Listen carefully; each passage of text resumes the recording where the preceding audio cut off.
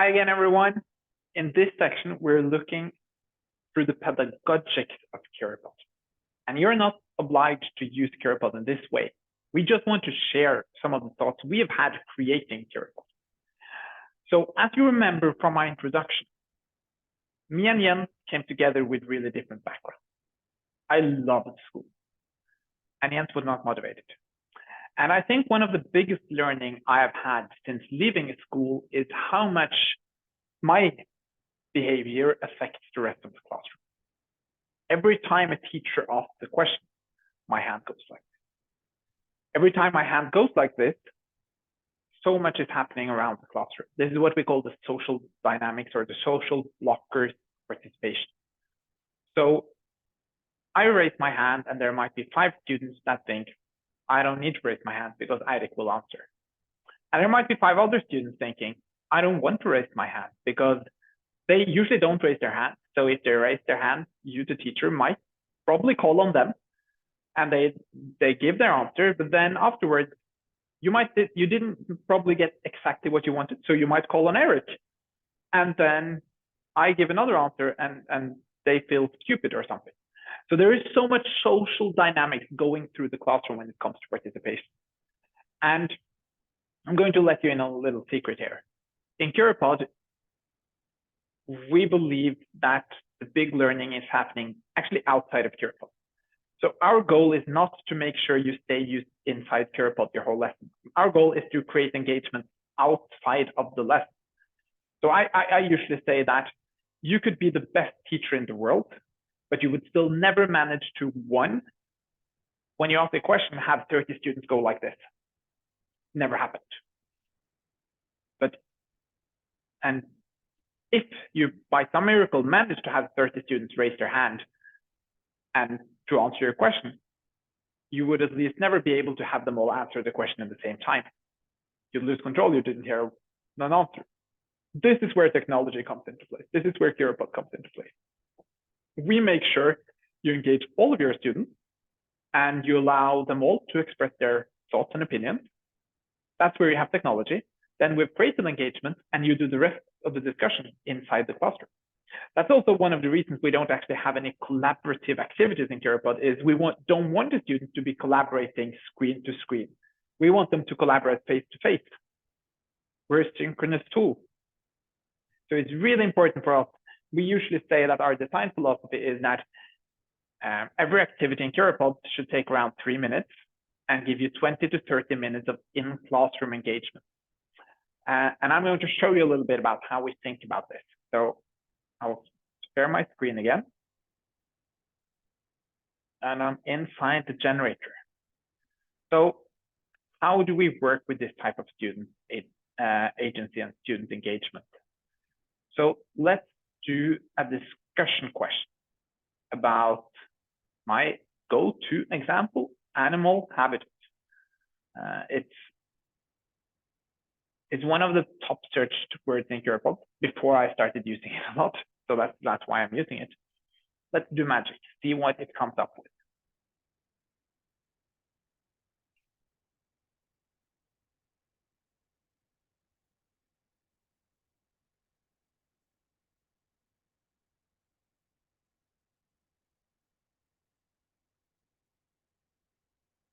Okay, let's use this one. What adaptation have animals developed to help them live in different animal habitats? And I want to actually personalize it by what adaptations have alligators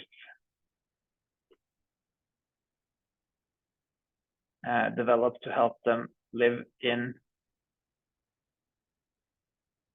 their habitats. Okay, let's do that one. And if I want to do this one with my students, I would go present, but now I'll do preview, just so you have both the teacher screen and the student screen. Actually, let me just show you, first of all, this is an open question activity with voting. And I'm going to give them 3 answers each. And then I'll go preview. Again, you would go present. And then I have my student, ergo myself, join in here. And you see what's happening here is I, as a student, write in my real name, but the other students only see the anonymized nickname. This is by intention. You as a teacher can always go down here, open the moderation tool, and see their real name. But the students just see each other's randomized nickname. That is because it makes it a lot safer to participate. And what it also does is we randomly assign that nickname so they don't spend all their time coming up with some clever nickname. So that's the first step we do just to make sure everyone participates. And now let's start this activity. So let's go play. And you see here, me as a student, I get to answer. So I might say that they move slow to not burn all their energy because they don't hunt often. I have no idea. I've seen an alligator a few times, but I might write they have scales to protect. Again, I don't know, and I'll just write an example here. And I've written all my answers, and since I was the only student, we're now finished. But this is just the first part, and I want you to take notice of a few things. So first of all, while writing, none of the students' answers appeared on the screen. Again, you as a teacher, you can always open the moderation tool and see them live and moderate them if you want to, but the students don't see each other's answers. And this is by intention. The idea here is that when they see each other's answers while they write, they get distracted. We want to give them all time to focus on themselves.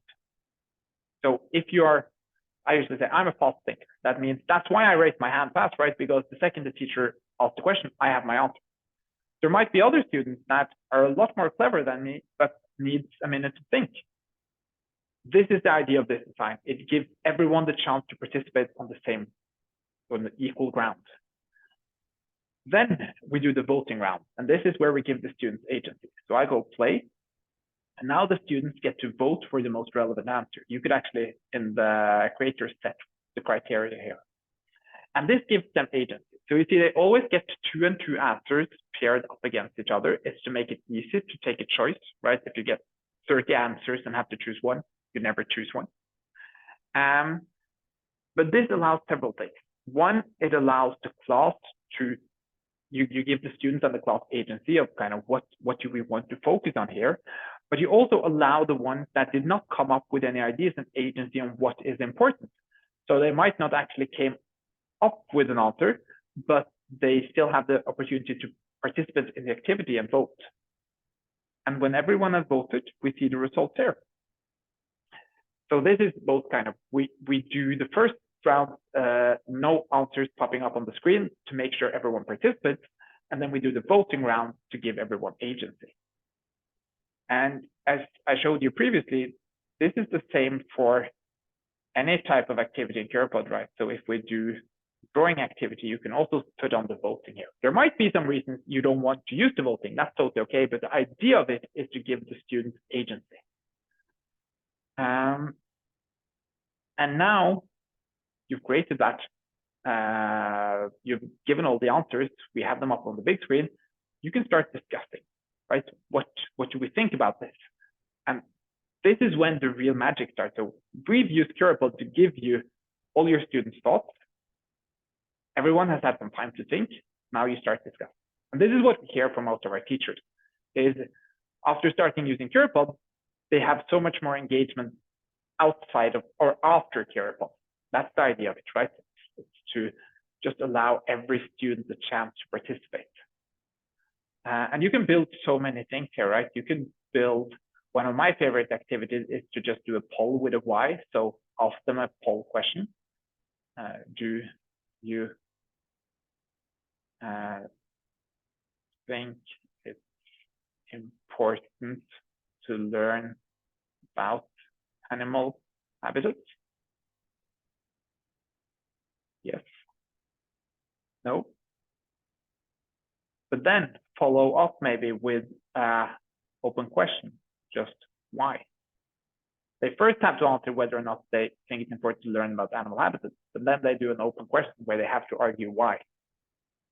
Then you get all their whys up on the screen and you start the discussion.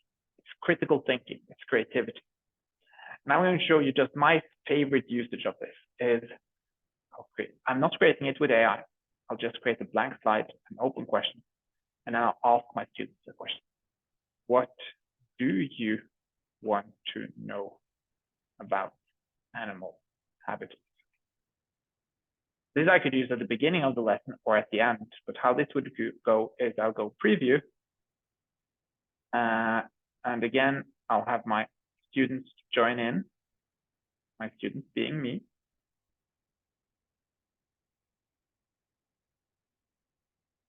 And I'll start the activity. And now I open up for the students to ask questions.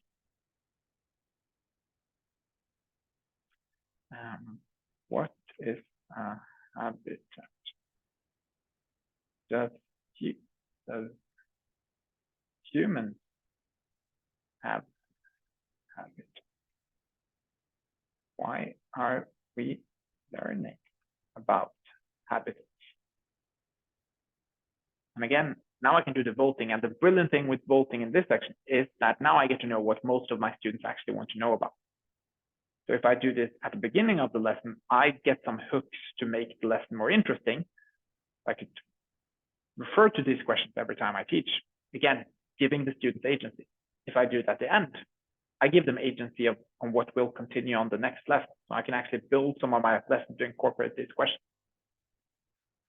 And I think, again, the best way of doing all of this is to just practice and test it out. But I made this video just to show you that there is an idea behind everything we do, and it's to give the students more agency and give them more engagement in the class. And we think we do this by making sure that it really works for everyone. So in the next assignment, your goal is to take a look at your lesson from the last session and then recreate, do some adaptations on it, change it a little bit based on what you've seen now around the pedagogical and Curipod. You might not want to change anything, you might want to change something. But again, the goal is to give your students agency. Because again, that's the power of AI personalized. It's easier to create new stuff, it's easier to adapt stuff. That means it's a lot easier to make the lessons really interesting and engagement. And that's what we need to have students be critical thinkers. So best of luck. Bye.